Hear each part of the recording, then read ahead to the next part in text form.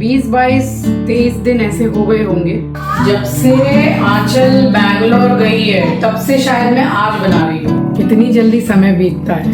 नींद पूरी हो जाएगी, शरीर अच्छा रहेगा तो काम भी कर पाएंगे, एनर्जी रहेगी।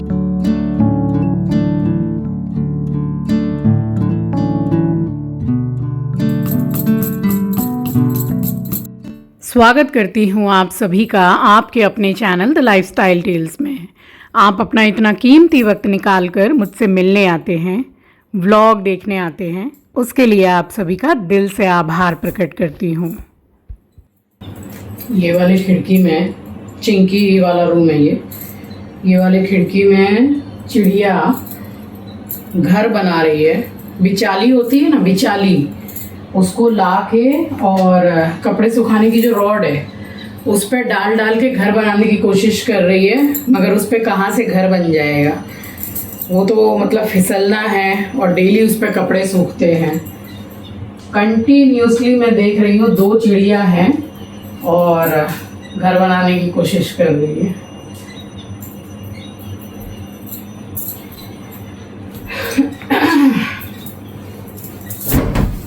तो सामने ये येलो वाला सूट आपको दिख रहा है, मैंने ला के पहन भी लिया था और पहनने के बाद इसको मैंने वॉश भी किया। बिल्कुल भी इसमें से कलर ब्लीडिंग नहीं हुई है।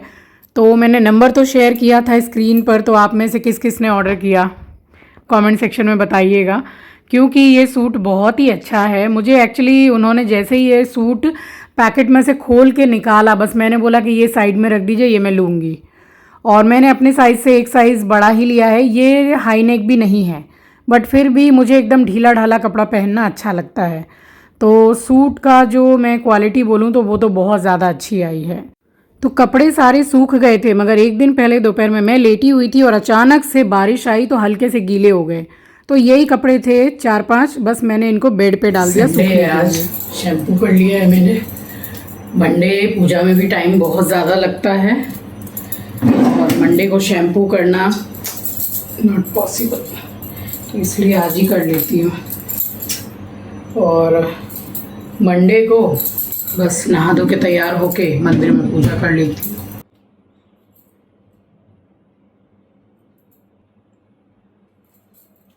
नेल्स जो मैंने लगवाए थे ना हाँ, वो एक्सटेंशन, तो आई थिंक 20-22-23 दिन ऐसे हो गए होंगे, पता नहीं, ठीक से ध्यान नहीं है। इतने दिन तो हुए हैं, 20 दिन तो हुए हैं। तो एक अपने आप से निकल गया, 1 या 2 निकल जाते हैं तो फिर हाथ एकदम ख़राब लगने लगता है कि अब वही मेरे नेल्स। और रक्षाबंधन पे लगवाऊंगी मेहंदी, दीदी भी आ जाएंगी एक दिन पहले, तो मेहंदी लगवाऊंगी। सारे के सारे निकल गए। कल ही एक मैंने देखा, मम्मी के साथ बैठ के चाय पी रही थी तो देखा अरे एक नेल्स तो गायब हो गया। फिर मैंने बैठे बैठे सारे निकाल लिए। फिर ना इतने दिनों के बाद में वो हल्के से लूज़ हो जाते हैं, बट ज़बरदस्ती एकदम मत निकालिएगा, वरना आपका जो रियल नेल है उसको लेके निकलेगा। कई लोग तो जाके और पार्लर में ही निकलवाते हैं, उसका भी अलग चार्जेस है, बट अपने से निकल रहा है तो ठीक है। चलिए, सुबह का समय है, आप सभी को सुबह की राम राम जी, सुप्रभात, गुड मॉर्निंग, आपका दिन शुभ हो। पूजा कर लो। शिव शिव शिव शंभो महादेव शंभो। बिल्कुल भोर का समय ही है, बिल्कुल सुबह का समय है। मतलब अब एक कमेंट का रिप्लाई कर रही हूँ कि कमेंट आता है कि आप इतने भोर में उठ जाते हैं, इतना काम करते हैं, शूटिंग करते हैं, तो सोते कितने बजे हैं? तो मैं आपको बता रही हूँ कि मैं सोती कितने बजे हूँ। पहले तो आप लोग मेरे वीडियोस फॉलो करते हैं, आपको पता ही है कि मैं 1:30-2 बज जाता था रात का, तब तक अपना एडिटिंग काम वगैरह सारा सब कुछ करती रहती थी, क्योंकि नेक्स्ट डे फिर वीडियो भी अपलोड करना है एज अ डेली ब्लॉगर, तो काम तो रहता ही था। बट फिर मैंने चेंजेस किए अपने लाइफस्टाइल में, खाने पीने से लेके सोना कितने बजे है और उठना कितने बजे है। उठती तो मैं हमेशा सुबह ही हूँ, बट जो 1:30-2 बजे सोया करती थी तो मेरा सर एकदम पकड़ जाता था, दर्द करता था, एनर्जी लेवल डाउन रहता था, क्योंकि नींद नहीं होती थी पूरी। तो फिर मैंने ये नियम बनाया कि भाई 8:30 से 9 के अंदर सारा काम निपटा के, खाना तो मैं शाम को ही खा लेती हूँ, वो रात नहीं होती है, वो शाम ही होती है, तो खा लेती हूँ और 9 बजे के अंदर मैं चली जाती हूँ लेटने के लिए। ऑब्वियसली कि मैं लेटूंगी तो साथ के साथ तो सोऊंगी नहीं, थोड़ा मैं रील वगैरह देखती हूँ। और मैं आपको बताऊं कि सुबह से उठ के मैं दोपहर को भी सोती नहीं हूँ, बिल्कुल बंद कर दिया है मैंने सोना। पहले भी कभी बहुत ज़्यादा टाइम मुझे मिलता नहीं था दोपहर को सोने का, बट कभी मिलता था तो मैं सो जाती थी। तो अगर आप एकदम भोर में उठ रहे हो, काम कर रहे हैं, पूजा पाठ कर रहे हैं, पाठ भी मैं काफ़ी देर बैठ के करती हूँ, दोनों टाइम करती हूँ, और साफ़ सफाई करके पूजा करना, खाना पीना बनाना, नाश्ता बनाना, एस्ट्रो को संभालना, सारे ही काम हैं, मेरा खुद का भी काम है। तो मैं दोपहर को सोती नहीं हूँ। तो मैं आपको बताऊं कि मैं 9 बजे चली जाती हूँ, 8:45-9 बजे, और कभी कभी 8:30 में चली जाती हूँ बेडरूम में। तो मैं मुश्किल से, शायद मुश्किल से बता रही हूँ, 20-25 मिनट मोबाइल देख पाती होंगी। उसके बाद मैं कब सो जाती हूँ मुझे पता नहीं, और फिर वही भोर में उठना, तो नींद हो जाती है पूरी। तो इतने बजे मैं सोती हूँ। नींद पूरी हो जाएगी, शरीर अच्छा रहेगा तो काम भी कर पाएंगे, एनर्जी रहेगी, तो फिर खाने पीने में भी काफ़ी संयम और सब कुछ रखना पड़ता है। तो कुछ ऐसे चल रही है मेरी लाइफ। तो अपनी लाइफस्टाइल में डाइट और टाइमिंग अगर आप चेंज करते हैं तो मेरे हिसाब से बहुत बड़ा चेंज आता है आपकी लाइफ में। देखिए, मैंने बाहर ये जो अपने दरवाजे पर लाइट लगा रखी है, तो ये दिवाली का काम बन गया है। लाइट्स और ज़्यादा ओवरलोड नहीं करनी है, बहुत ज़्यादा नहीं लगवानी है। तो दिवाली का काम मतलब बन चुका है लाइट को लेकर के, और मेरे बालकनी में भी लाइट्स लगी हुई हैं। तो दोनों में से मतलब कोई भी लाइट मुझे निकलवा के एक्स्ट्रा में नहीं लगानी है। और मेरे घर पर वैसे भी बहुत सारी लाइटें हैं, तो लाइट से रिलेटेड जो भी काम है वो दिवाली का पूरा डन है अभी से। मेरे बाके बिहारी ला तू इतना ना करियो श्रृंगार, नजर लग जाए, नजर लग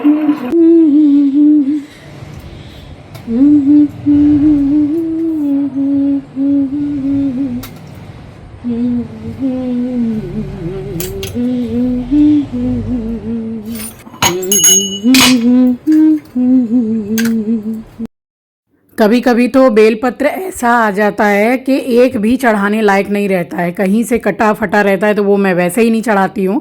बट इन दिनों बेलपत्र बहुत बढ़िया आ रहे हैं, खूब बड़े बड़े और पूरे पूरे, कहीं से भी कटे फटे एकदम भी नहीं। तो ये बेलपत्ता की डंडी से ही थोड़ा लिखने में आसानी रहती है, ज़रूरी नहीं है कि आप बेलपत्र की डंडी से ही लिखें, आप अपनी उंगली के ऊपर के हिस्से से भी लिख सकते हैं, बट डंडी से लिखने में बहुत आसानी रहती है, बहुत बिल्कुल क्लियर एकदम विजिबल रहेगा आप राम लिखेंगे तो मैं उसी से लिख लेती हूँ। और जलधारी की जो लुटिया है उसमें भी मैं बेलपत्र की डंडी ही लगाती हूँ, जिससे जल की धारा गिरती है। तो बस ये सारे काम मैं पहले कर लेती हूँ। तुलसी पत्र निकाल के उसको थोड़ा रखना, बेल पत्ता पे लिख के रख लेना, और दुर्भा जो है उसमें कलावा बांध के रखना। अब वस्त्र के रूप में मैं भोलेनाथ जी को कलावा और सफ़ेद जो सूत होता है वो दोनों ही कभी कभार मैं चढ़ाती हूँ। सोमवार तो सफ़ेद वाला चढ़ाती ही हूँ, वैसे मैं कलावा ही चढ़ाती हूँ। तो ये जितनी भी अच्छी अच्छी डंडी मुझे दिखाई देती है बेलपत्र की, तो मैं सेफ साइड उसको रख लेती हूँ कि अगर लुटिया में से टूट टाट के गिर गई वो बेलपत्र की डंडी, तो दूसरी मेरे पास होनी चाहिए।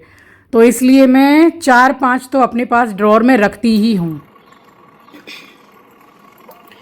ओम गंगणपतये नमः। ओम जय राम जय राम जय राम, श्री राम जय राम जय राम, श्री राम जय राम, श्री राम जय राम जय राम, श्री राम जय राम जय जय राम, श्री राम जय राम जय जय राम, श्री राम जय राम जय जय राम, श्री राम जय राम जय जय राम, श्री राम जय राम जय जय राम, श्री राम जय राम जय जय हर महादेव। शिव शंभू बाबा दुर्गा मैया की जय हो। ओम जय जय श्री मेरी राज राजेश्वरी कैला महारानी लांगुरा बलबीर जी महाराज की जय हो।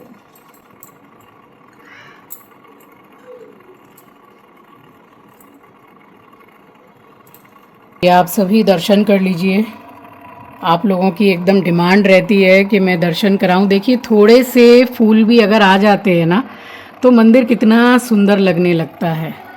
और मैं गेंदा के और जवा के यही सब फूल मंगाती हूँ। वो जो वाइट वाले उसको कूची फूल बोलते हैं यहाँ पे, वो नहीं मंगाती हूँ मैं।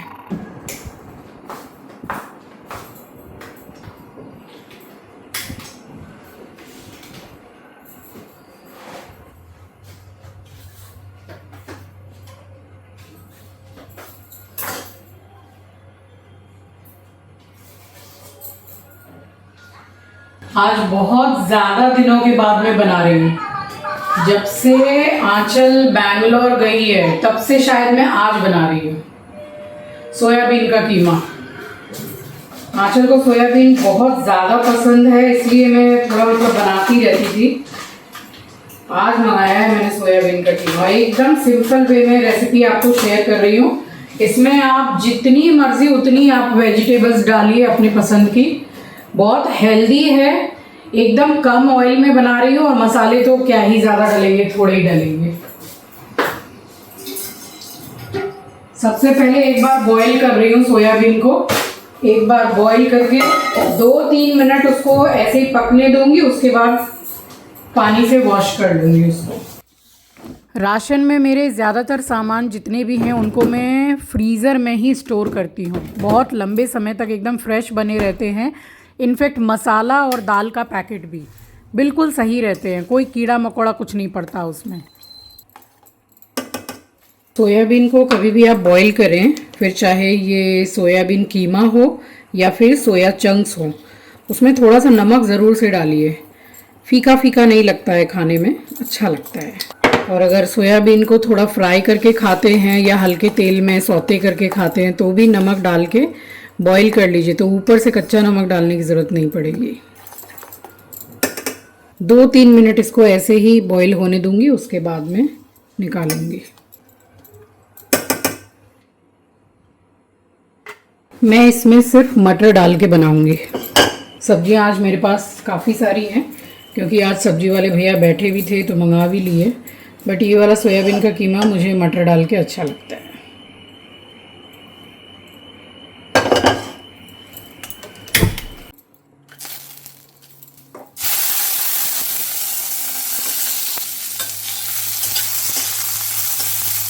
तो तेल गरम हो गया तो मैंने दालचीनी, तेज़पत्ता और बिल्कुल छोटा सा एकदम टमाटर है वो डाला है, अदरक और हरी मिर्ची। बस हल्का सा सॉफ्ट भी पूरा हो नहीं पाया है तो कीमा को बॉईल करके रखा था वो डाल दिया, मटर डाल दिए। ये इतना टेस्टी लगता है। मैं बिल्कुल सूखा सूखा सा बनाती हूँ। साथ में मैंने कश्मीरी लाल मिर्ची पाउडर डाला है एक कलर के लिए। और मैं बोल रही थी कि ये इतना अच्छा बनता है कि अगर बचे तो इसको आटे में भर के आप पराठे भी बना सकते हैं। उसमें ना तो वो फटेगा, और फटेगा भी तो कोई फ़र्क नहीं पड़ता है। पराठे में ज़रा सा घी लगा के ही सेकना है तो कुछ निकलेगा भी नहीं। हिसाब से नमक डाला है मैंने, और कीमा बॉयल है तो पानी वगैरह डालने की ज़रूरत है ही नहीं। इसको बनने में ज़्यादा टाइम नहीं लगता है। और अगर सारी सब्जियां डाल रहे हैं आप तो सब्जियों को थोड़ा सा पका लीजिए। वैसे तो प्याज, मिर्ची, अदरक, लहसुन सब डाल के भी बहुत अच्छा बनता है, बट ऐसे भी ये बहुत अच्छा बनता है, स्पेशली रोटी के साथ। आटा भी गूंद गया है यहाँ पे, तो आज बस सोयाबीन का कीमा और रोटी।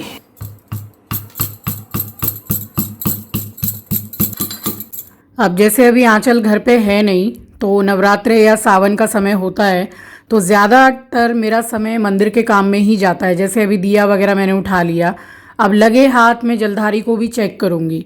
तो इसलिए एस्ट्रो जो खाना पीना खाता है फिर इतने दिन मैं उसके बर्तनों की जो भी है दोपहर के समय पे साफ़ सफाई नहीं करती हूँ, क्योंकि मुझे सारा दिन थोड़ी थोड़ी देर में जलधारी को चेक करना होता है। और रात के समय पे मैं ड्रॉप्स को जो है जल्द की धारा को बिल्कुल स्लो कर देती हूँ।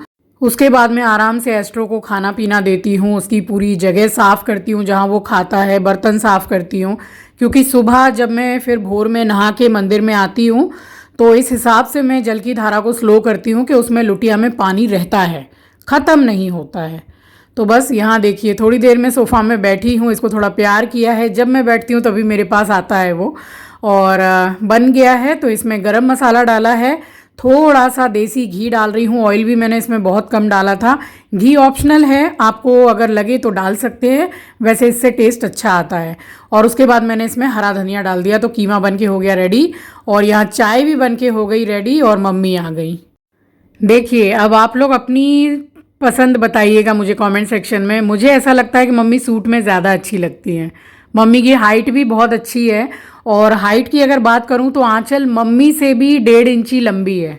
आंचल की हाइट घर में लड़कियों में काफ़ी अच्छी है।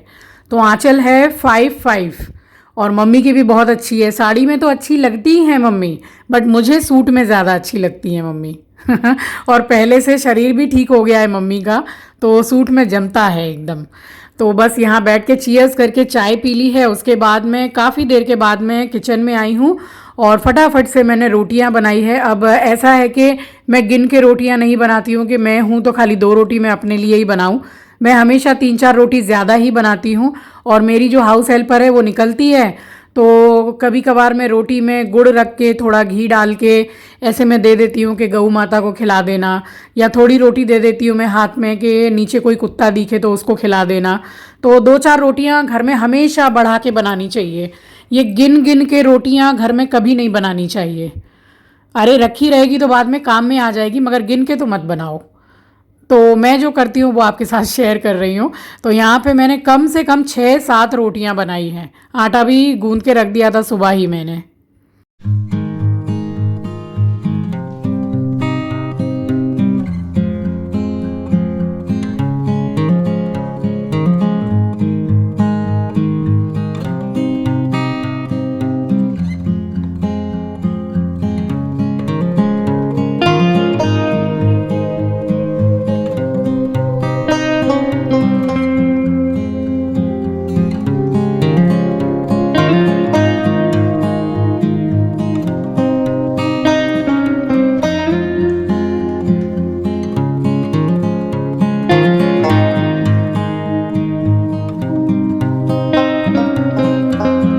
तो एक बार में ही सारी रोटियां बना लेती हूँ। अब जैसे कि मैंने बताया कि मैंने थोड़ी रोटियां ज़्यादा ही बनाई हैं, तो हाफ हाफ करके अगर मैंने 4-4, 5-5, 6-6 रोटी करके भी बना ली तो मतलब 2 बार में बन के कंप्लीट। और ये काम करने के बाद में अब मैं डायरेक्ट ही आपसे मिल रही हूँ मंडे मॉर्निंग। तो सावन का 3रा सोमवार था और वैसे ही मैं उठ गई हूँ। एक्चुअली मैं उठ गई हूँ 3:20 पे ही, और अभी आप घड़ी में समय देख सकते हैं, कुछ 3:30 बजे का समय हो रहा है। अंधेरा ही है, बट इतनी जल्दी उठ जाओ तो पूजा भी कितने बजे तक हो गई, 5:20 या 25 सुबह भोर में पूजा हो गई।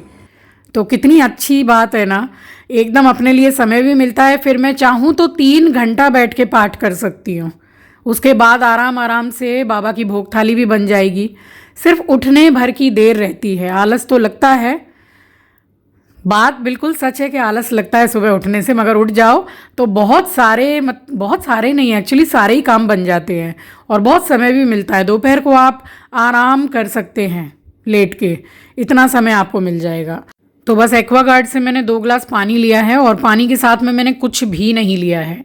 एक्चुअली एक इतने सालों से ये हैबिट हो गई है कि पानी पी के ही वॉशरूम जाना है। तो जिस दिन पानी नहीं पीते हैं उस दिन ऐसा लगता है, जिस दिन बोलूँ तो जैसे अब गणपति आने वाले हैं तो सुबह से मैं कुछ भी खाती पीती नहीं हूँ, मगर पंडित जी ने बोला है कि जो रोगी हैं, जो बीमार हैं, मेडिसिन लेते हैं, तो आप पानी पी लिया कीजिए, या फिर पानी वाली जो चाय है लीकर वो पी सकते हैं। आप लस्सी बना के पी सकते हैं, क्योंकि कई बार ऐसा होता है कि ज़्यादा टाइम भूखे रहने से जो डायबिटिक हैं उनका शुगर फॉल्ट हो जाता है, वो गिर जाते हैं, बेहोश हो जाते हैं। तो भाई जितनी शक्ति उतनी भक्ति। भगवान ने भूखे रह के पूजा करने को नहीं बोला है, बट ठीक है, पंडित जी बोलते हैं कि रोगी के लिए ऐसा नहीं है, वो मेडिसिन भी ले सकते हैं, बट मैं मेडिसिन नहीं लेती हूँ उस समय पर। पानी पीती रहती हूँ मैं, या लीकर चाय पी लेती हूँ, दूध वाली नहीं। तो बस गणपति का समय आप समझ लो आ ही गया। 14 सितंबर को गणेश चतुर्थी है। ज़्यादा दिन रह नहीं गए हैं, तो अभी से ही तैयारियां करनी है। इसीलिए कुछ कुछ प्रोडक्ट्स आपके साथ शेयर कर रही थी, ताकि आप नवरात्रे में माता रानी की चौकी और गणपति में गणपति अगर आप बिठाते हैं तो आपके लिए भी डेकोरेशन करना बहुत ज़्यादा आसान रहेगा। मैंने और भी बहुत सारी चीज़ें मंगाई है। मेरा मन था इस बार मैं ही पूरा डेकोरेशन करके सजाऊं और सजाने वाले को ना बुलाऊं। तो अपने आप से भी करो तो बहुत सारी चीज़ें अवेलेबल हैं, आराम से मतलब डेकोरेशन हो जाता है और सुंदर भी लगता है। एकदम पहले वाले साल में तो मैंने ही सजाया था। तो मैं बस जो थोड़ा बहुत काम था वो करने के बाद में मैं नहा ली और एकदम सिंपल सा ये वाइट कलर का मैंने कॉटन का सूट पहन लिया है। काम करने में बड़ी आसानी रहती है। और साड़ी पहन लो तो थोड़ा सा प्रॉब्लम तो होता है, क्योंकि डेली बेसिस में मैं साड़ी तो पहनती नहीं हूँ। और ये भाई साहब भी उठ ही गए हैं और समय आप देख सकते हैं कुछ 4:20 का समय हो रहा है और पूजा हो गई थी 5:25 हो रहे थे। तो इतनी सारी तैयारियां एक दिन से मतलब एक दिन पहले से करके रखने के बाद फिर मुझे 1-1.25 घंटा लगता है पूरा रेडी करके पूजा करने में। अब पंचामृत अभिषेक है, पूरा मंदिर सजाना है। अच्छा, एक कमेंट था कि आप अपना मंदिर कैसे सजाते हैं उसके ऊपर एक वीडियो बनाइए, तो ज़रूर से बना के और मैं शेयर करूँगी आपके साथ में। कुछ थोड़े बहुत फूल भी आ जाते हैं ना, तो उसको सजाने से मंदिर सुंदर लगने लगता है। ये देखिए कितनी तैयारियां मैंने रात को करके रखी हुई हैं। फूल वाले से मैं बोल देती हूँ कि भाई तुम रात को ही फूल दे देना, मैं सुबह का इंतज़ार नहीं करूँगी। तो फ्रिज को पूरा साफ़ करके रखती ही हूँ और शाम के समय पर रविवार को जाकर नीचे फल है और मीठा है और गाय का दूध, तो अब खटाल आमने सामने है नहीं जहाँ गाय का दूध मुझे बिल्कुल निकाल के देंगे, तो पैकेट ही ले लेती हूँ। गाय के दूध का दही चढ़ाया जाता है पंचामृत में, तो वही वाला मैं पैकेट ले लेती हूँ। अब जैसी सुविधा है तो उस हिसाब से पूजा कर लेते हैं। जहाँ पहले रहा करती थी तो वहाँ ज़्यादा नहीं, कुछ ही दूरी पर खटाल था, तो गाय वगैरह का दूध सामने ही निकाल के दिया करते थे वो लोग। अब हर जगह पॉसिबल नहीं है। अब देखिए सारे बर्तन वगैरह मैंने पूजा पाठ के निकाल के रख लिए। सब चीज़ों में मैंने गंगा जल का छिड़काव कर दिया। घर में झाड़ू कर लेती हूँ मैं, और पोंछा मंदिर के सामने और मेन द्वार पे कर लेती हूँ, क्योंकि मैं पूजा करने के बाद जब पाठ करके उठती हूँ तब फिर मेरी हाउस हेल्पर आ जाती है। मैं जानबूझकर इतनी देर बैठ के पाठ करती रहती हूँ, क्योंकि जो भगवत गीता का पाठ करते हैं उनको पता है कि पाठ कितने बड़े हैं और एक एक अध्याय बहुत लंबे लंबे हैं। कोई 35 पेज का, कोई 40 पेज का, तो कोई 50 पेज का, तो उनको पूरा भी करना होता है। तो इसलिए मैं बैठकर ज़्यादा समय तक पाठ करती रहती हूँ। और पीताम्बरी से ही सारे बर्तन माजे हैं, तो हमेशा एकदम चमचमाते रहते हैं बर्तन, क्योंकि पीतल के हैं। और ज़रा जैसे 5-6 दिन भी अगर उसमें पीताम्बरी का पाउडर ना लगा के साफ़ करो तो हल्का सा डार्क कलर, पीला पीला टाइप होने लग जाता है। देखिए पॉसिबल था तो मंदिर के लिए अलग से बेसिन भी बनवा लिया। अब जहाँ पहले रहा करती थी वहाँ किचन में ही मैं बर्तन भी धोती थी, नॉर्मल जो हम खाते पीते हैं वो बर्तन भी और पूजा पाठ के बर्तन भी। तो अब ऐसी सुविधा भगवान ने दी है तो अलग से मैंने बेसिन बनवा लिया है। इसको बनवाने के बाद में कोई मन में जैसे वहम नहीं रहता है, कोई छुआछाई तो सवाल ही पैदा नहीं होता, क्योंकि ये बेसिन में मैं सिर्फ पूजा का ही काम करती हूँ, इसमें और कुछ भी नहीं। भगवान के बर्तन हो गए तो वो धोना है, और फल फ्रूट वगैरह रहता है तो वो धोना है। तो इसमें सिर्फ और सिर्फ पूजा से रिलेटेड काम ही होता है। एक मन में संतुष्टि भी रहती है कि जहाँ सारे बर्तन वगैरह हमारे जूठे सब धुलते हैं तो वहाँ नहीं होता है। अब जहाँ पॉसिबल नहीं है तो वहाँ सब तो एक ही किचन के सिंक में सब करते ही हैं, जैसे मैं भी करती आ रही थी। तो जब एक ही रहता है तो करना ही होता है। बस वहाँ मैं गंगा जल का छिड़काव करके और बर्तन धो लिया करती थी। और लगे हाथ मैंने यहाँ पर पौधे के पास में भी पूरा झाड़ लिया है। अभी इस समय पर तुलसी का पौधा जो है उसके पत्ते बहुत गिर रहे हैं। इन दिनों तुलसी के पौधे के पत्ते बहुत ज़्यादा झड़ रहे हैं, मतलब इतने ऊपर पड़े रहते हैं और कुछ नीचे भी इतने पड़े रहते हैं। तो उनको भी मैं साथ के साथ झाड़ के और उसी थैली में डालती हूँ जिसमें मैं फूल पत्ता डालती हूँ। और लगातार मैं साफ़ सफाई करके मंदिर को, भगवान जी को रेडी कर रही हूँ। सब मैंने माला चढ़ा के, चंदन लगा के, अब उसके बाद मैं मैं कर रही हूँ बाबा जी का अभिषेक। तो सबसे पहले मैंने गंगा जल से स्नान कराया है, उसके बाद में मैंने पंचामृत ये बना लिया था, तो पंचामृत स्नान कराया है, उसके बाद फिर से गंगा जल से स्नान, एंड देन उसके बाद में बाबा जी का श्रृंगार होता है। तू भोला पर्वत का मैं रानी मैला की, तेरी मेरी पार पड़ेगी भोले लिखी पहला की। तेरा साथ ही चाहिए भोले मन किसे तो कोई मतलब नहीं, मेरी खातिर साथ बतेरा तेरा दुनिया ते मन मतलब नहीं। तेरी खातिर के कर जाऊं भोले मन में कुछ नहीं बेरा है, दुनिया का मन बेरा नहीं पर तू तो भोले मेरा है। और अभिषेक करने के बाद में फिर यहाँ पर मैंने पूजा की थाली को रेडी किया है। और आज के दिन मुझे फूल वाले ने, तीसरा सोमवार है, देखिए मेरा बोला हुआ है कि एक पान का पत्ता ज़रूर दिया करो, वो फूल वाले रखते हैं, बट 2 बार से नहीं दे रहा था, अब तीसरे सोमवार पे मुझे दिया है। तो ये जो आरती की थाली मैंने रेडी की है, तो बीच में स्वास्तिक के बीच में आप पान को रखे, उस पर कपूर रख के आप आरती कर सकते हैं। अगर पान अवेलेबल नहीं है तो जैसे मैं मिट्टी के दिए से करती हूँ, या आपके पास कपूरदानी है तो उससे भी कर सकते हैं। वैसे मैं ज़्यादातर कोई ऐसा बड़ा त्यौहार होता है तो उसकी आरती में मैं पान पे कपूर रख के ही आरती करती हूँ।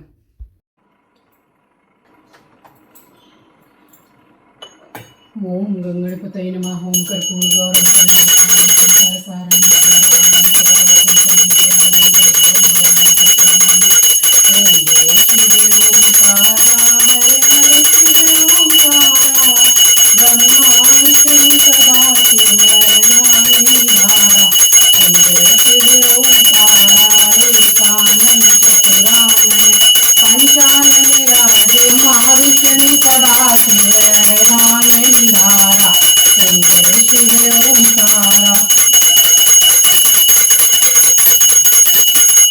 हर हर महादेव। शिव शंभू बाबा दुर्गा मैया की जय।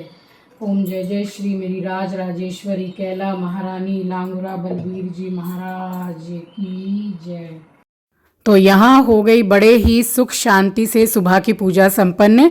तीसरे सोमवार की आप सभी आरती ले लीजिए। और उसके बाद में मैंने पूरे ही घर में आरती घुमाई है, और उसके बाद में फिर आपको दर्शन कराने के बाद मैं बैठी हूँ पाठ करने के लिए।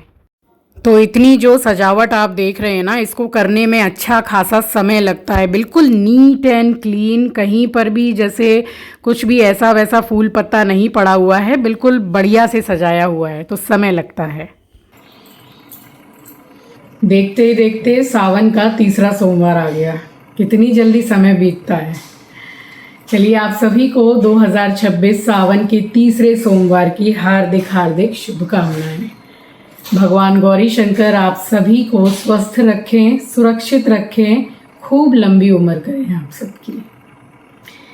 हमेशा की तरह बहुत ही सुख शांति से पूजा पाठ हो गया, और बहुत ज़्यादा कम समय हो रहा है अभी। आपने देखा मैं कितने बजे उठी हूँ, फिर भी तैयारी करने में समय तो लग जाता है। अब थोड़ी देर बैठूंगी नहीं, क्योंकि मैं बैठूंगी अभी भगवत गीता का पाठ करने के लिए।